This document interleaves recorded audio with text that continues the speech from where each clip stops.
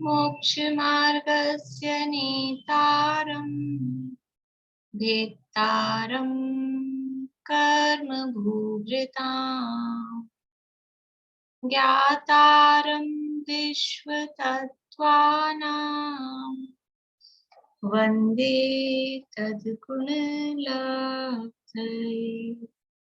वन्दे तद्गुणलब्धये। मोक्षमार्ग के नेता एवं कर्म पर्वतों के भेदक और विश्व के सब तत्वों के ज्ञायक चेतन संवेदक सद्गुण आप समान प्राप्त हो यही पावना भाकर दे विनय पूर्वक करूं वंदना बारंबार जिनेश्वर देव बारंबार जिनेश्वर देव। सूत्र पाठ करेंगे।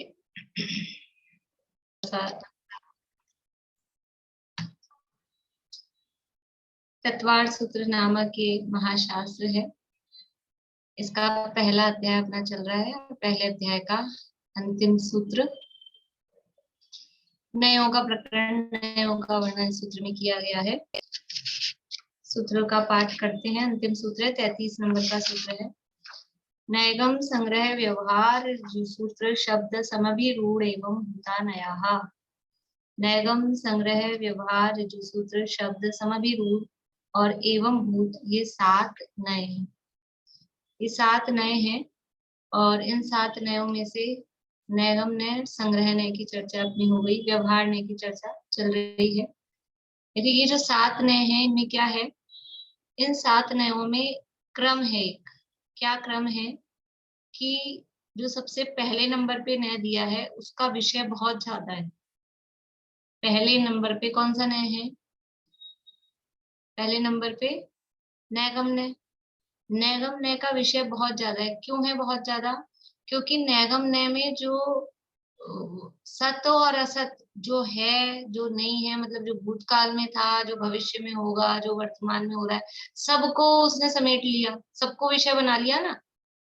कितना बड़ा उसका क्राइटेरिया है। ज्ञान ने समझा था अपन ने, तो ये नैगम नय वो ज्ञान नय रूप से है कि जो कुछ भी है, जो है नहीं है, सबको वो अपना विषय बना सकता है। तो नैगम नय का क्राइटेरिया बहुत बड़ा है। लेकिन संग्रह नय किसको विषय बनाएगा? जो नहीं है उसको विषय बना सकता है क्या संग्रह नय? कि नहीं, जो है और उसका विषय कितना है कि एक समझ लो विश्व का लोक कह दिया, वो उसका विषय बन गया। बाकी उसके उससे बड़ा उससे अधिक अब उसका विषय नहीं है। तो संग्रह नय का विषय उससे कुछ कम है।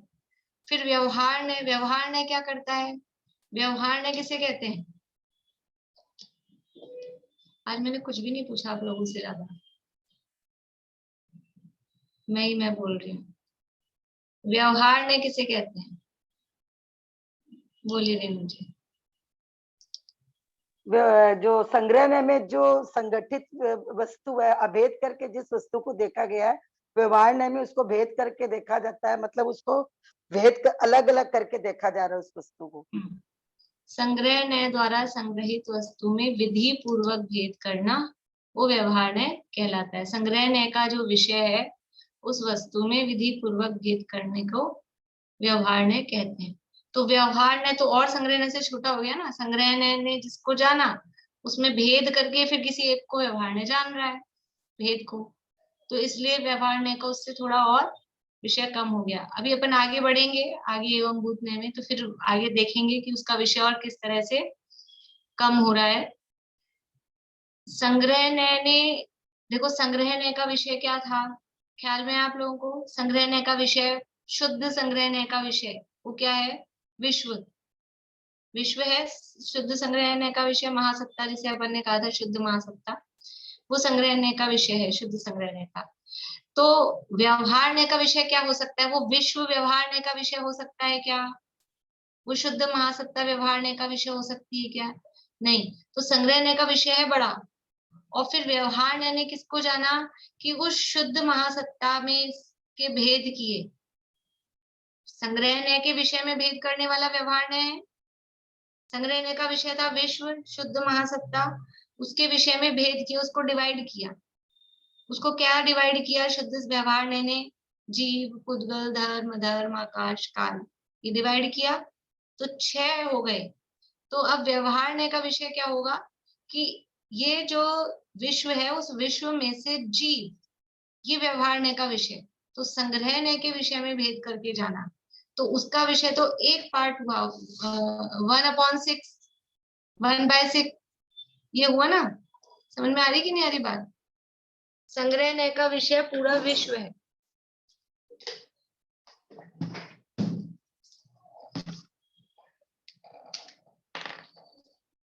संग्रहणय का विषय पूरा विश्व है ना, ये पूरा है एक। और व्यवहार ने इसके 6 भाग कर दिए। अब व्यवहार ने इसमें से एक को जान रहा है, तो किसका विषय बड़ा हुआ? कौन ज्यादा को जान रहा है? संग्रह ने बड़े को जान रहा है ना, ये तो इसके 6ठे भाग को जान रहा है, 6 भाग करने के बाद एक भाग को जान रहा है। इसलिए संग्रह ने से व्यवहार ने का विषय थोड़ा और कम हो गया। आप लोगों को मेरे हिसाब से समझ में आया होगा। संग्रह है वो संगठित करके संग्रहित करके जानता है, और व्यवहार है वो वस्तुओं में, संग्रह ने जिसको जाना उसमें भेद करके जानता है, वो व्यवहार ने। अपन यहाँ से पढ़ते हैं और व्यवहार ने का जो यहाँ दिया है, और फिर उसके आधार पे अपन समझते हैं। संग्रह का पूरा हो गया था अपना।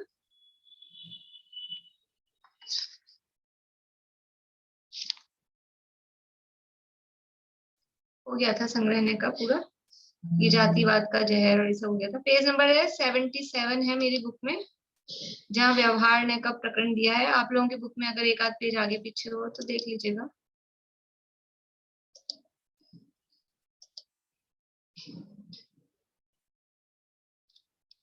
$78 आ रहा है पीडीएफ में, आप अपनी बुक में देख लीजिए 77 या 78 जो भी पेज है। व्यवहार ने, संग्रह ने द्वारा संग्रहित पदार्थों में विधि पूर्वक भेद करना व्यवहार ने है। संग्रह ने के समान यह भी शुद्ध और अशुद्ध के भेद से 2 प्रकार का है। जो संग्रह ने के द्वारा ग्रहित शुद्ध अथवा अशुद्ध अर्थ का भेद करता है वह व्यवहार ने। ये भी पढ़ लिया था क्या अपन ने?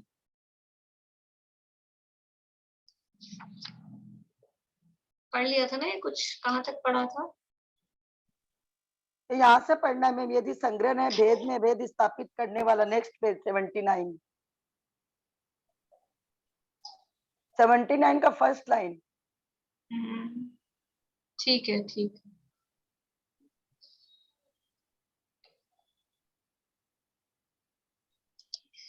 देखिए ये सब अपन ने पढ़ लिया था, तो अपन आगे बढ़ते हैं, नहीं तो फिर आगे नहीं बढ़ पाएंगे। थोड़ा सा यहाँ से चलते हैं 78 पेज पे, सेकंड पैरा जो है, यदि व्यवहार ने, मिल गया आप लोगों को? यहाँ पीडीएफ में देख लीजिए। यदि व्यवहार ने संग्रह ने के द्वारा संग्रहित पदार्थों को अंतिम बिंदु तक विभाजित करता है, तो संग्रह ने व्यवहार ने द्वारा विभाजित पदार्थों को उस अंतिम बिंदु तक संग्रहित करता है कि जिसमें संपूर्ण जगत ही समाहित हो जाता है। इस प्रकार संग्रह और व्यवहार ने एक दूसरे के विरुद्ध कार्य करने वाले होने पर भी एक दूसरे के पूरक नए हैं। उस व्यवहार ने कब तक विभाजित करता है? जब तक कि सिंगल ना हो जाए, बच जाए। आप लोगों के घर में बच्चे होंगे छोटे, तो एक इस तरह का कुछ बच्चों का आता है, बिल्कुल छोटे बच्चे, समझ लो 6, 8, 10 महीने, साल भर के बच्चों के लिए। एक तो वो आती है रिंग डालने का, एक सबसे बड़ी रिंग होती है, फिर उसके ऊपर एक छोटी रिंग। कॉमन खिलौने हैं ये बच्चों के लिए। वो एक बीच में सुमेरु पर्वत जैसा होता है, समझ लो, उसके अंदर वो रिंग डालने का होता है। उसी तरह का एक और आता है, समझ लो कुछ कटोरी टाइप की। तो एक सबसे बड़ी कटोरी है, फिर उसके अंदर एक छोटी, फिर उससे एक नंबर और छोटी। अपने घर में भगोनिया समझ लो, ऐसे 3-4 साइज की होती है, एक के अंदर एक के अंदर एक आ जाती है, तो समझ लो 12 कटोरियां हैं। तो एक के अंदर एक के अंदर एक आ गई, तो बच्चा क्या करता है, सबको निकालता है। कब तक निकालता है, जब तक कि सिंगल सारी नहीं निकल जाए। तो वो निकाल रहा है, वो क्या होगा, व्यवहार, भेद कर दिया ना। और फिर क्या करते हैं बाद में, अब फैला के छोड़ गया वो, तो फिर मम्मी क्या करती है, समेटना है। तो कब तक समेटती है, फिर एक के अंदर एक के अंदर एक के अंदर एक डाल के, जब तक सारी नहीं समेट जाए। तो संग्रहणय कब तक समेटता है, जब तक एक नहीं आ जाए। संग्रहणय भी समेटता है, कब तक समेटता है, जब तक एक नहीं आ जाए। लेकिन वो एक कौन सा, कि वो सबसे बड़ा वाला, संपूर्ण जिसमें नहीं आ जाए। संग्रहणय चलेगा नीचे से ऊपर। अभी अपन ने चार्ट बनाया था पिछली बार, तो भेद करे थे विश्व, फिर उसके 6 द्रव्य, फिर जीव के 2, संसारी मुक्त, फिर संसारी जीवों के 2 भेद किए, त्रसर स्थावर, फिर त्रस के और भेद किए 2, ऐसे करके। तो अब ये तो क्या करते जा रहे हैं अपन, भेद करते हुए व्यवहार। अब इनको ऊपर चलो वापस। तो त्रस और स्थावर को एक शब्द में बोलेंगे तो क्या कहेंगे, क्या कहेंगे, संसारी जीव, संसारी कहेंगे ना। फिर संसारी और मुक्त को एक शब्द में बोलेंगे तो क्या कहेंगे, जीव। फिर जीव, पुद्गल, धर्म, धर्म, आकाश, काल को एक शब्द में बोलेंगे तो क्या कहेंगे, विश्व, लोक। तो ये ऐसा, अब ये जो उल्टा चल रहे हैं ये है संग्रहणय, उनको संग्रहित करते जा रहे हैं। तो संग्रहणय कब तक संग्रहित करेगा, जब तक उसको एक नहीं मिल जाए, लेकिन वो एक संपूर्ण अभेद।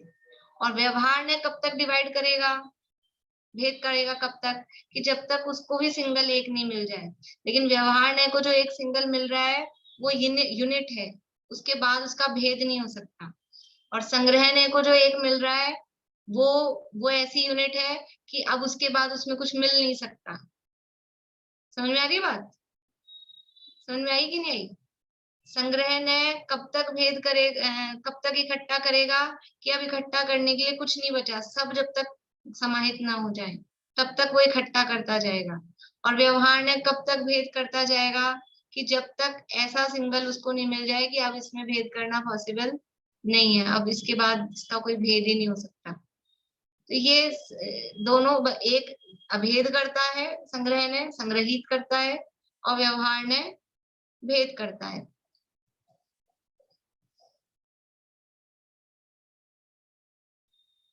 बोलिए।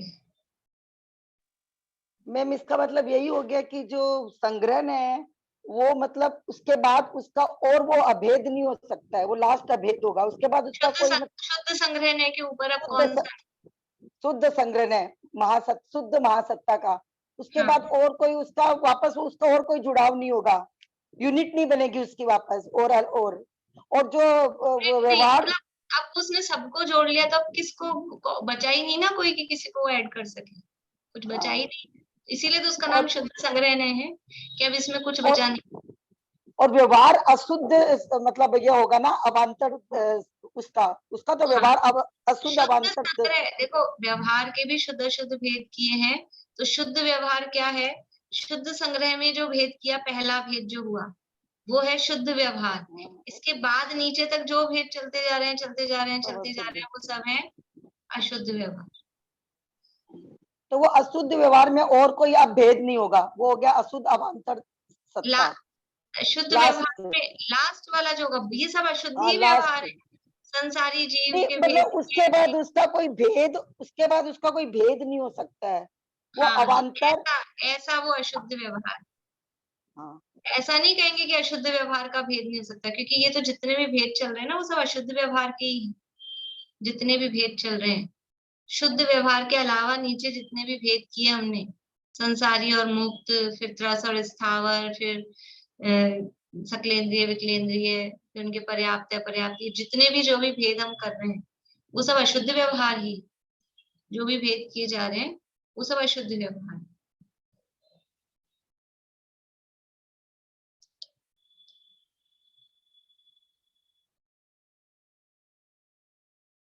बोलना है आपको रेखा जी, बोलिए तो फिर अनम्यूट करिए। संग्रहणय को व्यवहार नहीं बोल सकते हैं? नहीं, नहीं बोल सकते। अशुद्ध संग्रहणय को व्यवहार ने नहीं बोल सकते, क्योंकि संग्रहणय क्या क्या कहला रहा है, संग्रहणय किसे कहते हैं, जो इकट्ठा कर, संग्रह नय की नजर में इकट्ठा देखा जा रहा है, व्यवहार नय की दृष्टि में भेद देखा जा रहा है। दोनों एक नहीं है, एक अभेद देख रहा है, भले ही अशुद्ध है लेकिन वो भेद देख रहा है तो व्यवहार है, वो अभेद देख रहा है तो संग्रह है। इसलिए दोनों नय अलग अलग है। नय का मतलब है देखने का नजरिया, दृष्टिकोण।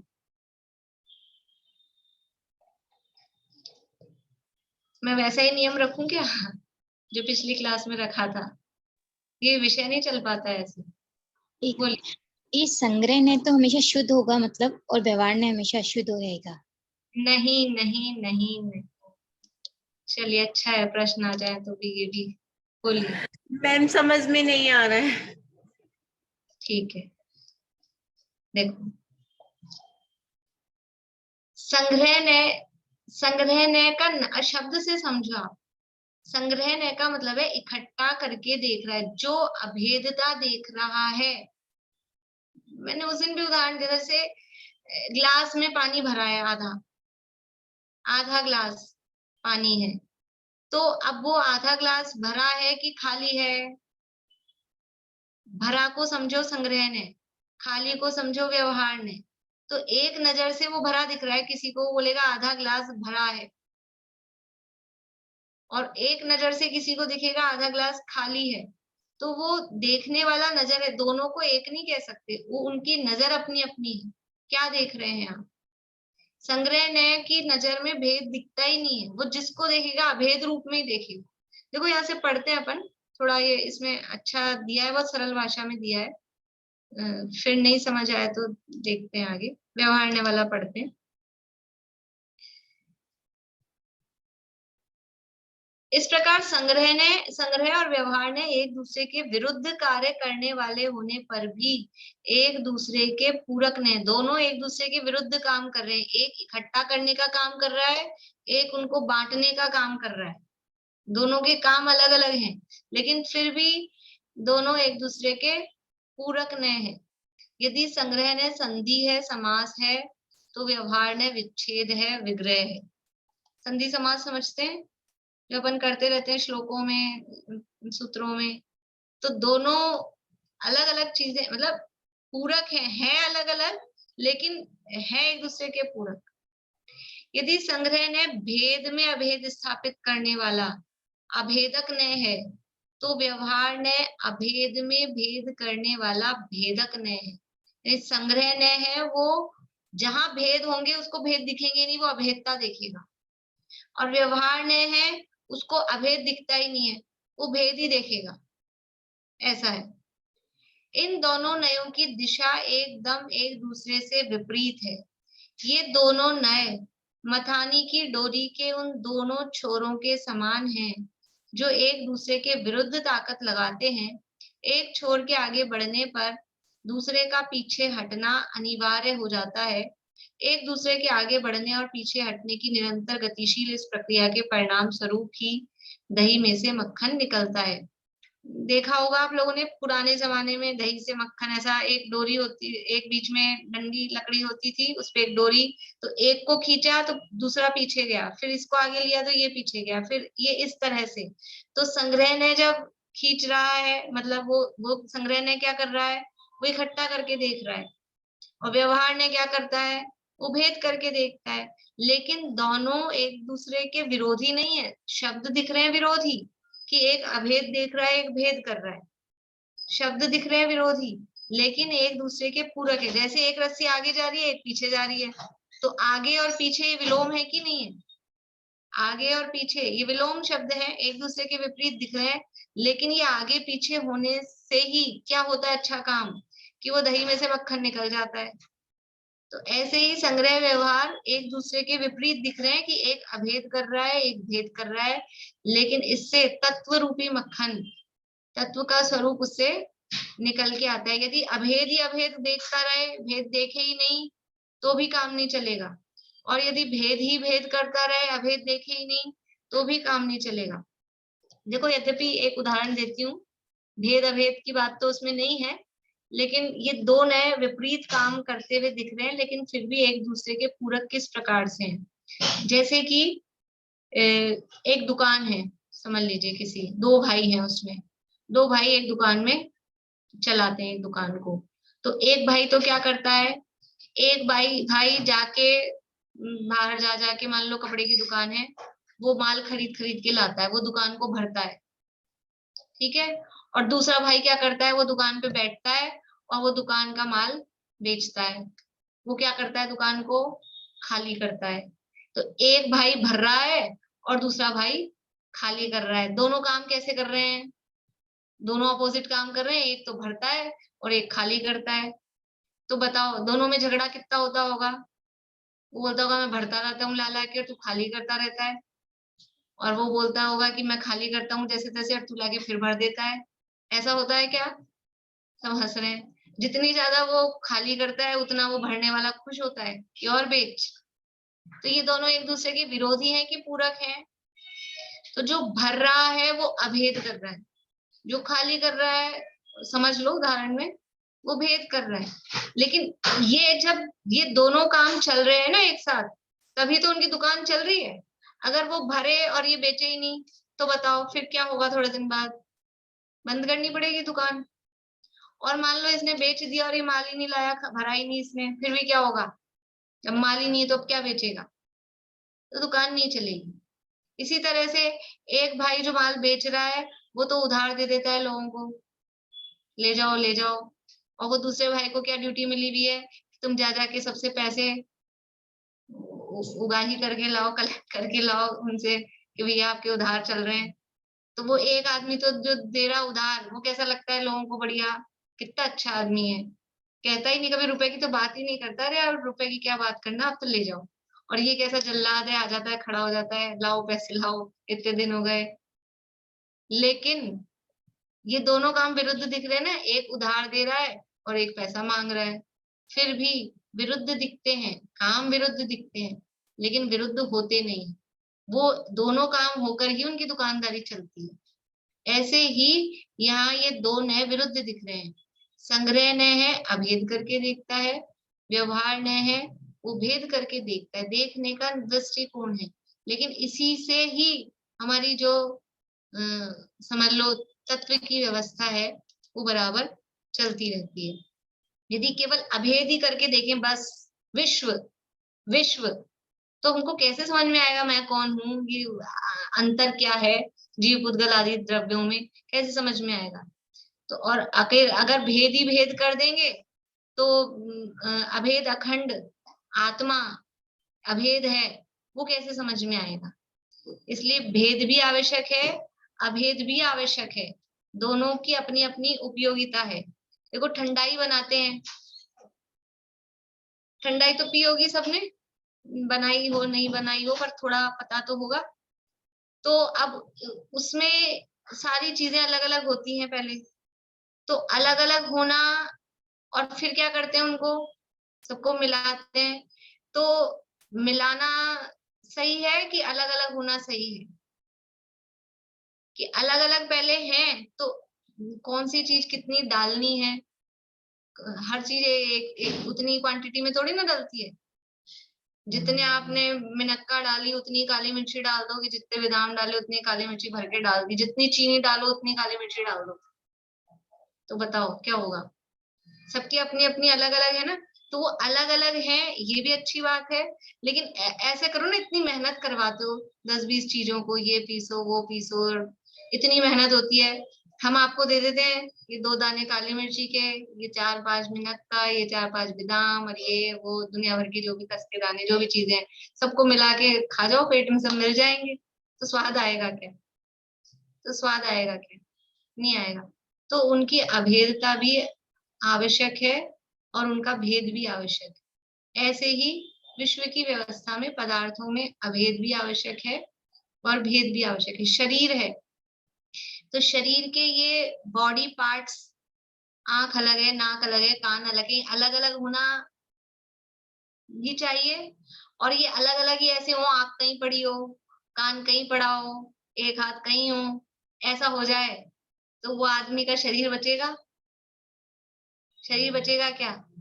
नहीं बचेगा। तो इनमें अभेद भी आवश्यक है और इनमें जो भेद है वस्तुगत वो भेद भी आवश्यक है। अब इसको जो नए देख रहा है, जो नए भेद देख रहा है, वो नए कहलाता है व्यवहार नय, और जो नए अभेद देख रहा है वो नए कहलाता है संग्रह। देखिए, तत्व रूपी मक्खन की प्राप्ति के लिए 79 पेज पे बीच में है। तत्व रूपी मक्खन की प्राप्ति के लिए संग्रह व्यवहार की यह मंथन प्रक्रिया निरंतर चलना अत्यंत आवश्यक है। सादृश्य अस्तित्व से स्वरूपास्तित्व के छोर तक और स्वरूपास्तित्व से सादृश्य अस्तित्व के छोर तक निरंतर घूमने वाला यह नया चक्र वस्तु स्वरूप समझने का प्रतिपादन करने का अमोघ चक्र है। छोड़ दीजिए शब्द, अभी आगे बढ़ते हैं। संगठन का आधार संग्रहणय है और विघटन का आधार व्यवहार है। समाज के विकास और व्यवस्था के लिए दोनों की ही अत्यंत आवश्यकता है।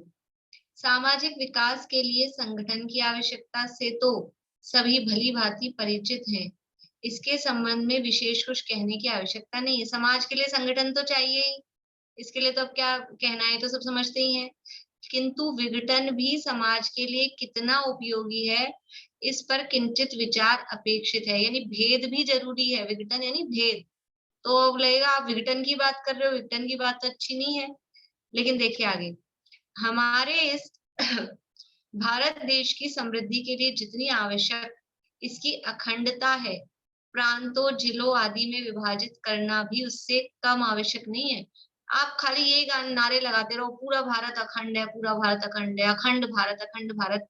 तो अखंडता जितनी आवश्यक है देश के विकास के लिए, उसमें भेद करना भी उतना ही आवश्यक है। अगर ये इतने राज्यों के, प्रांतों के भेद नहीं होते तो एक सेंट्रल गवर्नमेंट क्या पूरे भारत का एक साथ विकास कर सकती है? कर पाएगी? वो अलग अलग राज्य बांटे हैं, फिर अलग अलग राज्यों में अलग अलग डिस्ट्रिक्ट, जिले हैं, उनमें भी अलग अलग शहर हैं, फिर उन शहरों में भी अभी अलग अलग, समझ लो नगर निगम अभी है तो उसमें भी बड़ा शहर हो गया तो उसके भी अलग अलग डिवाइडेशन होते हैं कि कौन सा है। फिर उसमें भी अलग अलग छोटे छोटे वो वार्ड बनाते हैं। थोड़ी बहुत नॉलेज होगी कि कौन से वार्ड, उसकी सफाई व्यवस्था कौन देखेगा, ये इसकी व्यवस्था कौन देखेगा। तो ये विभाजन करना भी आवश्यक है, और पूरा देश अखंड रहे, बिल्कुल ही टूट जाए, एक एक वार्ड वो एक एक देश बन जाए तो भी देश अखंड नहीं रहेगा। और इस तरह से खंड करके नहीं काम करें तो काम होगा कैसे, व्यवस्था बनेगी कैसे? अगर बांटा नहीं जाएगा काम को इस तरह से पार्ट्स में, तो भी काम नहीं चलेगा। इसलिए अखंडता देखना, किसी समय किसी अभिप्राय से उसकी अखंडता देखी जाती है और कभी किसी प्रयोजन से उसमें भेद देखा जाता है। तो जो अखंडता देख रहा है वो संग्रहणय है, और जो भेद देख रहा है वो व्यवहार है। बस इतना सा समझना है। भारत एक अखंड देश है तो ये संग्रहणय देख रहा है, और भारत में इतने जिले हैं, इतने राज्य हैं, जो भी संख्या है, तो वो कौन से नय का कथन हो जाएगा? वो व्यवहार नय का कथन हो जाएगा। अभी देखो इसमें भी शुद्ध शुद्ध से समझो, भारत के उदाहरण से। पूरा भारत एक अखंड है। अभी भारत, बस दुनिया में एक ही भारत समझना है, एक ही देश है ना।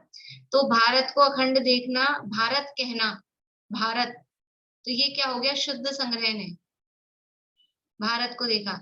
अब भारत में मान लो 29 राज्य हैं, तो ये भारत में सबसे पहला भेद किया, तो ये हो गया शुद्ध व्यवहार।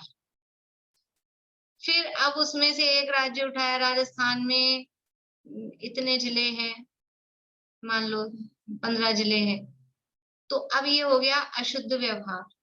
और यहाँ हमने किया राजस्थान कहा, तो ये हो गया अशुद्ध संग्रह। समझ में आ रहा है? भारत कहा तो शुद्ध संग्रह, और भारत में 29 राज्य हैं तो ये हो गया शुद्ध व्यवहार। अब हमने कहा राजस्थान में, तो ये राजस्थान जो हो गया ये अशुद्ध संग्रह, और राजस्थान में 15 जिले हैं तो ये 15 हो गए अशुद्ध व्यवहार। फिर उसमें से एक को उठा लिया, मान लो जयपुर, तो जयपुर में 2 तरह के नगर पालिका है, तो वो जयपुर हो गया अशुद्ध संग्रह। और फिर वो 2 तरह की उसके नगर निगम है, तो वो हो गया उसका अशुद्ध व्यवहार। ऐसे जैसे जैसे जहां अभेद देख रहे हैं वो संग्रह ने, और जहां उसका भेद किया जा रहा है तो वो व्यवहार ने होता है। एक ही चीज कभी अशुद्ध संग्रहने का विषय बनती है और कभी अशुद्ध व्यवहारने का विषय बनती है। आपने जो पूछा था ना उसको व्यवहार कह सकते हैं क्या, वो उसको व्यवहार नहीं कहेंगे, लेकिन जब हम उसको भेद रूप से देख रहे हैं तो वो अशुद्ध व्यवहारने का विषय बनेगी।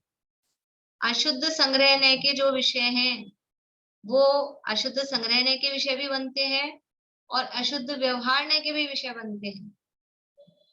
समझ में आ रही बात? अशुद्ध संग्रहने के विषय क्या है?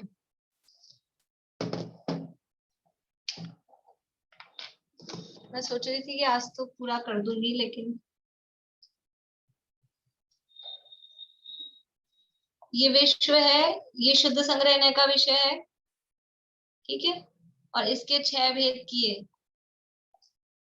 ये हो गए शुद्ध व्यवहारने का विषय, ठीक है। तो अब इसमें से ये जीव लिया एक, तो जब जीव कहेंगे तो ये हो जाएगा अशुद्ध संग्रहने का विषय। फिर जीव के 2 भेद किए, संसारी जीव और मुक्त जीव। तो ये हो गया अभी अशुद्ध व्यवहार, ठीक है, अशुद्ध व्यवहार।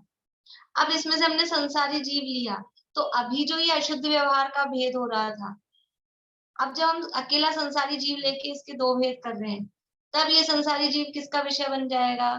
तब ये बन जाएगा अशुद्ध संग्रह का।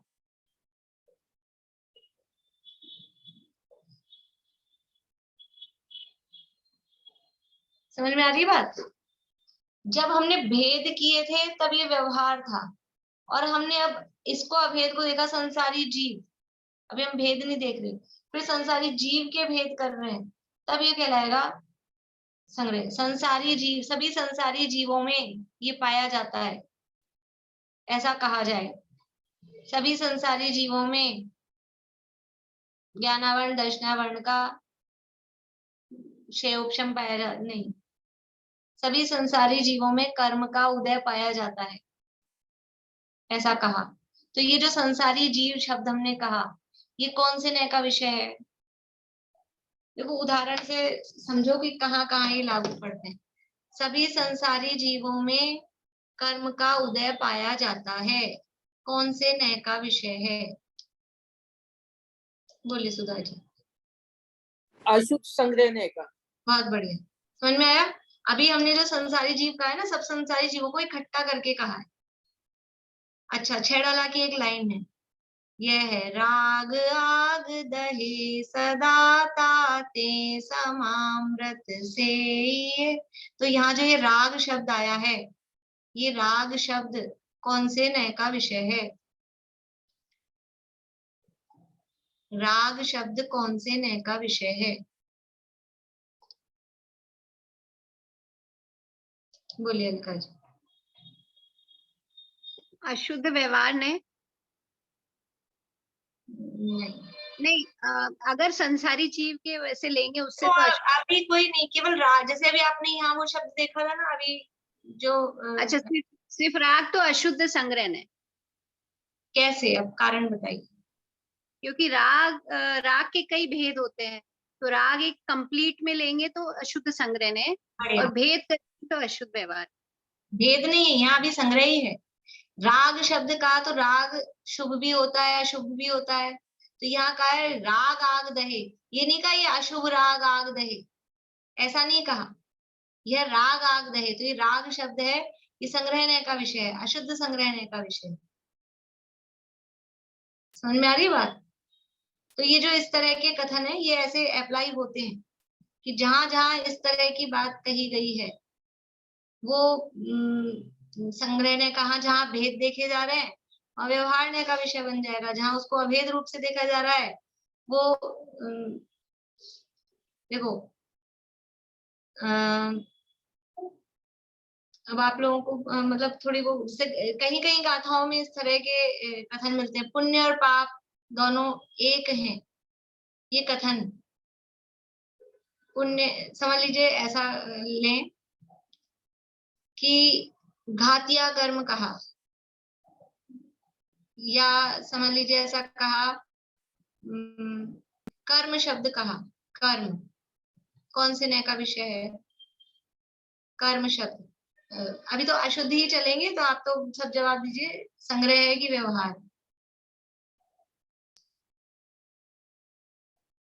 बढ़िया, संग्रह, अशुद्ध संग्रह, क्योंकि बाकी सब भेद अशुद्ध में जाएंगे। अब हमने लिया कि कर्म दो प्रकार के हैं, एक प्रशस्त और एक अप्रशस्त। तो अब कौन से में जाएगा? भाई उंगली से जवाब देना है, हाथ खड़ा करने की जरूरत नहीं है। अब व्यवहार ने का भेद हो गया, ठीक है ना, भेद किए ना उसमें, तो समझ में आ गया ना आप लोगों को? बस इतना ही है और कुछ भी नहीं है। अब इसको पढ़ के पूरा करते हैं।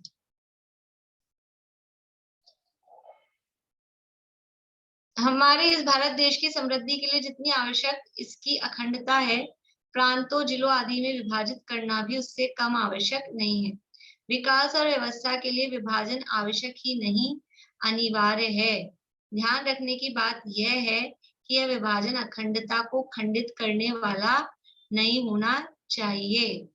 जिस प्रकार अखंडता को कायम रखकर व्यवस्था के लिए किया गया विभाजन देश को सुखी और समृद्ध करता है, उसी प्रकार सन्मात्र, सन्मात्र मतलब सतमात्र, सत्य यानी अस्तित्व, सतमात्र को कायम रखकर किया गया विभाजन वस्तु स्वरूप को समझने के लिए अत्यंत उपयोगी है। जैसे उस दिन उदाहरण आपको दिया था कि ये पुस्तकें बांट दो, किसको बांटे? कि जिसका सत है, जिसका अस्तित्व है। तो इस सत्ता मात्र की अपेक्षा से जब कहा तो सबको, किस किस को बटेंगी? सबको बटेंगी, सबकी सत्ता है। तो इस सत्ता मात्र के आधार पर जब ग्रहण करेंगे तो वो संग्रह न्याय, महासत्ता को या शुद्ध संग्रह न्याय का विषय वो हो जाएगा। और फिर उसमें से चिन्ह मात्र, किसको बांटो किताबें? कि जो चिन्ह मात्र है, चिन्ह मात्र यानी चैतन्य स्वभावी है, उसको किताबें बांटो। तो अब सब ग्रहण हो जाएंगे क्या उसमें? सब ग्रहण नहीं होंगे, केवल जीव जीव ग्रहण होंगे।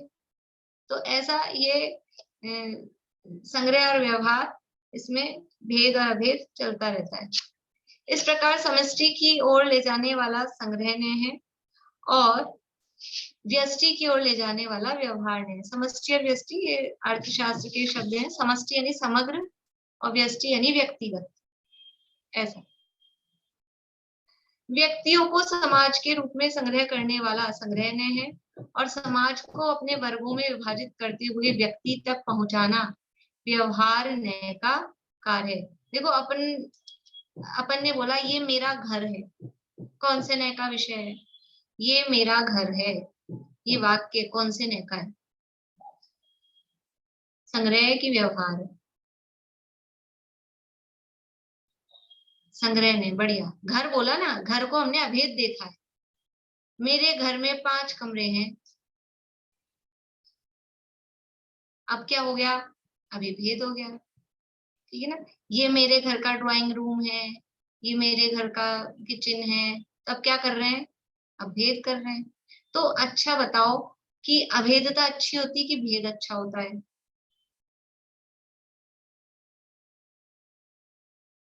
अभेदता भी अच्छी, अगर अभेदता ही अच्छी हो तो बस एक जमीन रख लो और 4 दीवारें खड़ी करके छत डला दो, बस सब रहो अभेद था। ये घर में हमने जो डिवीजन किए हैं, ये किचन है, ये लेड बाथ है, ये ड्राइंग रूम है, बेडरूम है, तो भेद भी करना आवश्यक है। और फिर भेद ही कर दो तो वो अलग, सबके एड्रेस अलग अलग होते होंगे, किचन का एड्रेस अलग, बेडरूम का एड्रेस अलग, एड्रेस सबका एक ही है। तो एड्रेस एक ही है इसलिए अभेद है। और अलग अलग स्थानों के नाम अपन ने अलग अलग दिए हैं, इसलिए वो भेद है। देखिए, लोक में व्यक्ति और समाज दोनों ही महत्वपूर्ण है। व्यक्ति की उपेक्षा करने वाला समाज और समाज की उपेक्षा करने वाला व्यक्ति दोनों ही अभीष्ट की प्राप्ति करने में समर्थ नहीं होते। अभीष्ट मतलब जो चाहिए, जो फल उससे मिलना चाहिए। देखो, व्यक्ति और समाज क्या है? व्यक्ति और समाज अलग अलग है कि एक है? तो सर्वथा नहीं चलता है, कथनचित अलग अलग भी हैं, व्यक्ति व्यक्ति है और व्यक्तियों से मिलकर उसका समूह वो समाज है, लेकिन कथनचित एक भी है। अगर अलग अलग ही हो सर्वथा, तो ये व्यक्ति अलग, ये व्यक्ति अलग, ये व्यक्ति अलग, ये व्यक्ति अलग, तो फिर समाज कैसे बनेगा? फिर तो अलग अलग सिंगल सिंगल हो जाएंगे सब। तो उनकी अभेदता भी आवश्यक है और उनमें भेद, जैसे कि ये समझ लो, ये 5 उंगलियां हैं और ये क्या है, 5 उंगलियों से मिलकर ये हाथ, हथेली, मुट्ठी ये बनी है, तो ये अलग अलग है तब तो ये काम कर पाती है कुछ। अगर ये ऐसा होता, किसी किसी का होता है ऐसे कर्मोदयवश, ये सब जुड़ी हुई है मान लो, तो अब आप कुछ काम कर सकते थे क्या? कुछ काम कर सकते हैं क्या? ये अलग होना भी आवश्यक है, तो ये अलग ही होती है, एक उंगली कहीं, एक उंगली कहीं, तो अपना काम हो सकता था क्या? ये यहाँ से जुड़ी हुई भी है और यहाँ से अलग अलग भी है, तभी वो व्यवस्था बन पाती है। सादृश अस्तित्व से लेकर स्वरूप अस्तित्व के बीच ऐसे अनेक बिंदु हैं जो संग्रह और व्यवहार दोनों ही नयों के विषय बनते हैं, पर दोनों नयों के दृष्टिकोण अलग अलग होने से दोनों के मुख परस्पर विरुद्ध ही रहते हैं। देखो दोनों में विरोध तो दिखता है, ये शब्द अभी छोड़ दीजिए, सादृश अस्तित्व, स्वरूप अस्तित्व छोड़ दीजिए, वही बात है जो अपन ने समझी है। दोनों के में विरोध दिख रहा है, संग्रह ने अभेद कर रहा है और व्यवहार ने भेद कर रहा है, तो ये दोनों विलोम शब्द हैं, अभेद और भेद। अभेद का अपोजिट भेद, भेद का अपोजिट अभेद, तो ये दोनों परस्पर विरुद्ध दिख रहे हैं, लेकिन विरुद्ध होने पर भी कैसा विरोध है इनमें? इनमें 36 का आंकड़ा है क्या? एक का मुंह इधर, एक का मुंह इधर, 36 समझ में आता है? हिंदी का 36, 3 ऐसे लिखा और 6 ऐसे लिखा, तो इनके मुख अलग अलग हैं, लेकिन ऐसा विरोध इनमें नहीं है 36 के आंकड़े वाला। इनमें कौन सा विरोध है? 63 का आंकड़ा। देखो 36 कैसे लिखेंगे? ऐसे, ये 36 है, दोनों को मुख, इसका मुख इधर है, इसका मुख इधर है, ठीक है, ये विरोध दिख रहा है। लेकिन अब हमने 63 लिखा, दिख रहा है, तो भी इसका मुख इधर है, इसका मुख इधर है, विरोध तो है, लेकिन ये विरोध ऐसा नहीं है। देखो दो शत्रु होते हैं, एक दूसरे को पीठ देके खड़े होते हैं, एक का मुंह इधर, एक का मुंह इधर, ऐसे ऐसे ऐसे ऐसे होंगे, ठीक है, ये तो विरोध है। लेकिन हमने ऐसे किया तो भी तो इसकी दिशा इधर और इसकी दिशा इधर है, दिशा तो दोनों की अलग अलग ही है। तो ये संग्रह और व्यवहार दोनों की दिशा तो अलग अलग है, लेकिन वो ऐसी नहीं है, वो ऐसी है, ठीक है।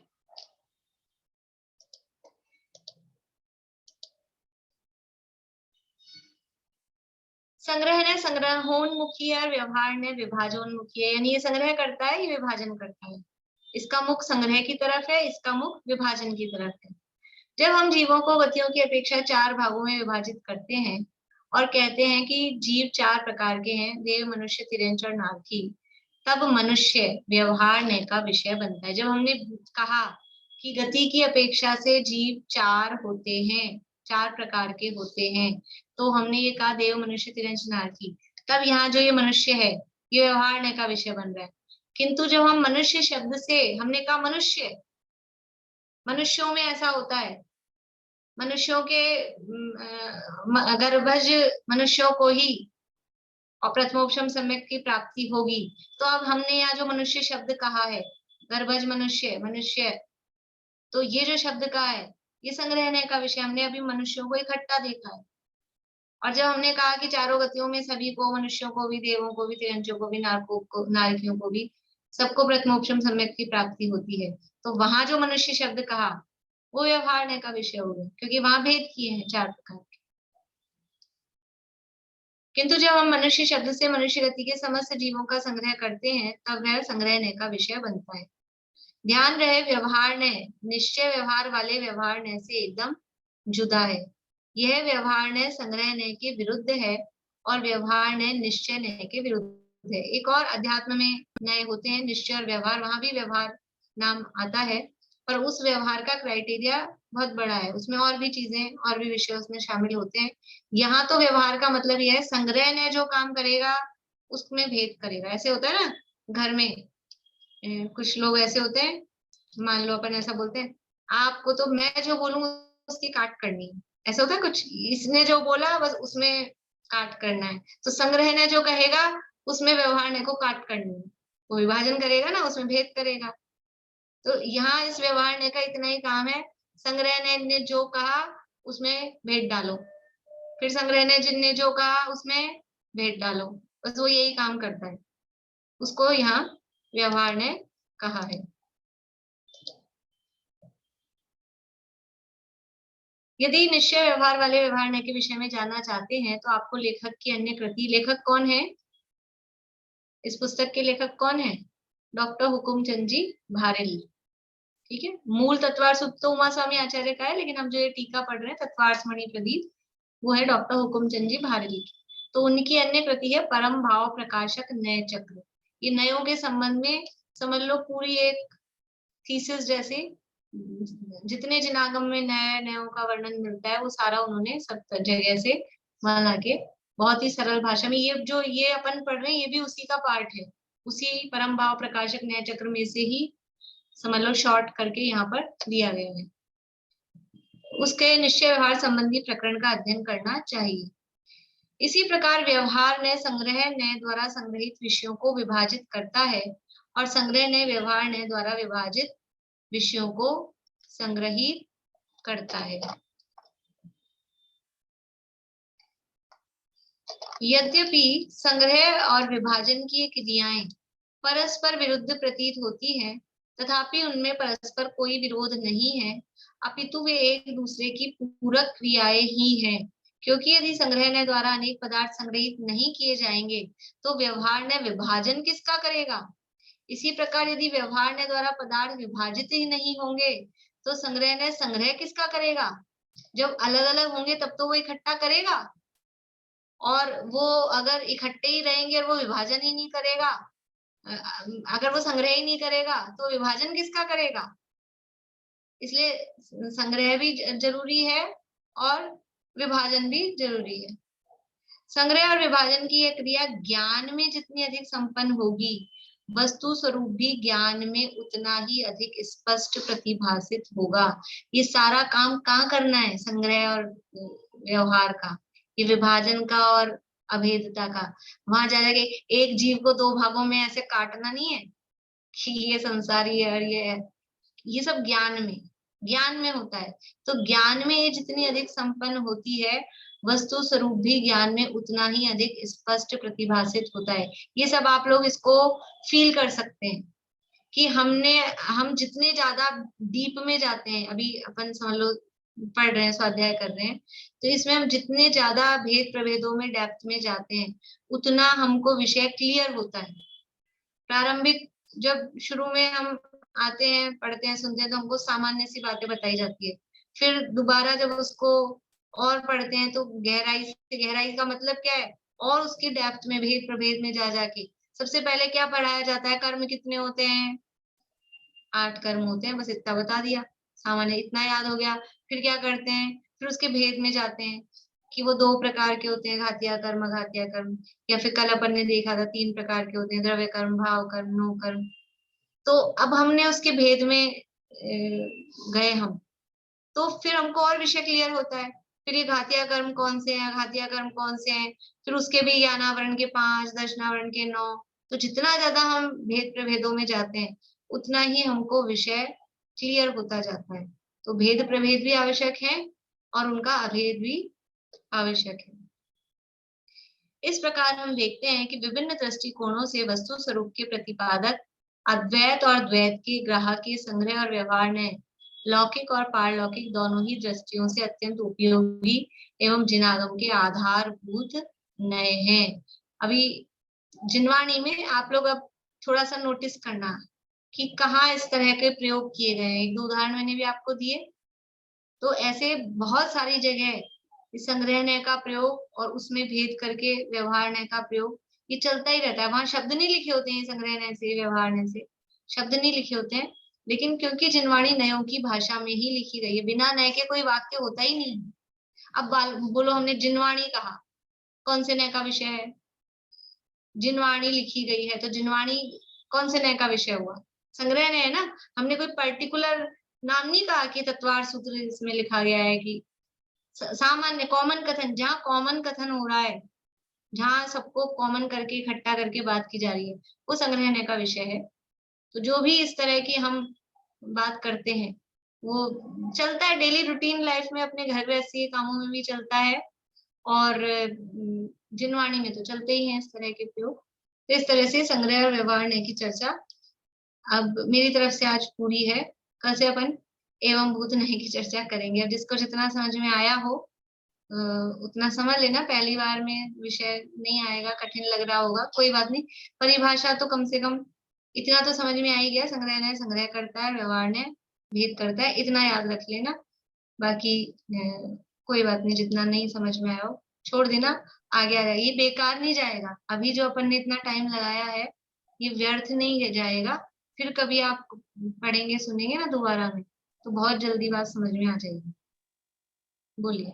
मैम मतलब मेरा पूरा कंक्लूजन ये निकला कि जो अपना व्यवहार में संसार में जो नियम चलता है न्याय के हिसाब से, वो अशुद्ध संग्रह न्याय और अशुद्ध व्यवहार न्याय के द्वारा ही चलता है, क्योंकि शुद्ध महासत्ता और शुद्ध व्यवहार न्याय तो वो एक ही है। जैसे यहाँ पे दिया है कि जीव, तो जीव को आप इसे भारत के हिसाब से संगठित होकर मैंने दिखा जीव, तो जीव के जो चार भेद हुए, तो ऐसे तो वो जीव के व्यवहार शुद्ध व्यवहार संग्रह नहीं हुआ, शुद्ध व्यवहार संग्रह नहीं।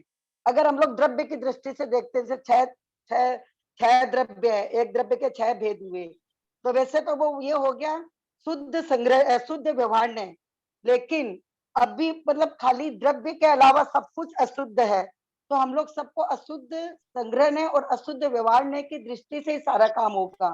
मेरा समझने का ये मतलब है। ज्यादा जो प्रयोग चलेंगे वो अशुद्ध में ही चलेंगे, क्योंकि शुद्ध संग्रह ने तो एक ही है बस पूरा विश्व, और शुद्ध व्यवहार ने है वो छह द्रव्य जो उनके भेद की वही है।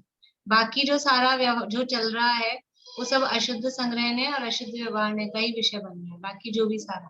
क्योंकि ठीक है, यहाँ पे जैसे जीव आपने के कहा मुझे कपड़े धोने हैं, अब बताओ ये कौन से ने ऐसे कथन किया।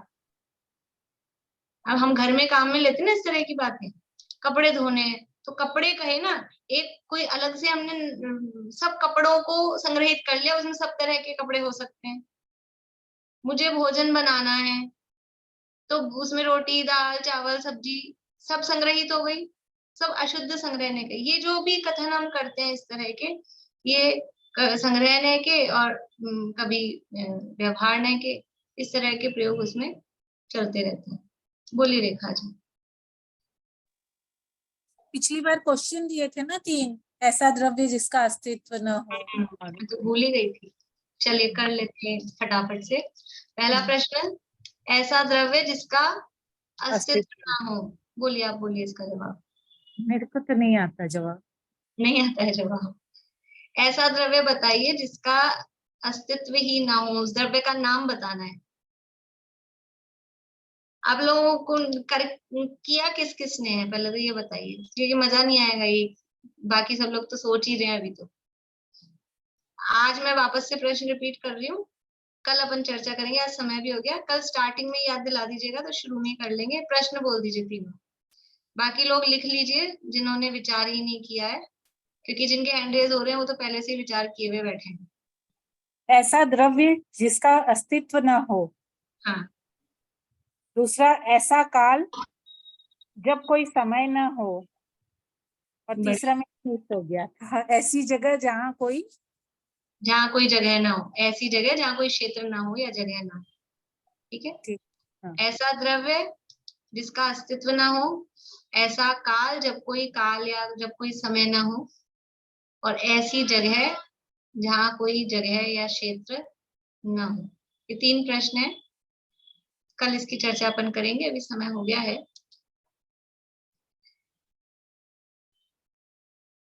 कुछ पूछना है आपको या इस प्रश्न के जवाब आज नहीं लेंगे, जवाब कल करेंगे। ठीक है, जवाब कल करेंगे। अभी जिनवाणी स्थिति पढ़ते हैं। रेणु जी आप बोलेंगे आज जिनवाणी स्थिति?